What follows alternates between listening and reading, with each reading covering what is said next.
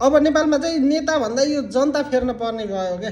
जनता फेरियो भने चाहिँ यो विकास हुन्छ कि त यिनीहरूलाई एकदम कडा नियम गराएर बाँधेर राख्नुपर्छ है, नत्र यिनी जनता त त्यस्तै छ त, भन्सार पनि नतिर्ने अरे होइन, भाडा नतिरी जताततै अब व्यापार गर्न पाउनु पर्ने अरे, ट्राफिक नियम केही नमान्ने अरे होइन, यहाँ फोहोर नफाल भन्दाखेरि फाल्ने, यस्ता यिनीहरूलाई फेर्न पर्छ के। सरकार अझै कडा भएर आउनुपर्छ के। सामान्यभन्दा सामान्य ट्राफिक रुल फलो नगरेको 15-20 हजार फाइन लगाइदिने के, बल्ल सुध्रिन्छ। यिनीहरू 200-300 यिनीहरू सुध्रिन्न, 15-20 हजार लगाइदिनु पर्छ यिनीहरूलाई। सरकारी जग्गामा बस्नेहरूलाई निजी ठाउँमा भन्दाखेरि झन् 10-15% बढी भाडा तिराउने के, बल्ल सुध्रिन्छ कि यिनीहरू।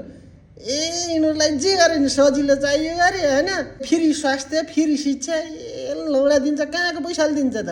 ऋण खोजे पनि अब गाली गर्ने फेरि सरकारलाई।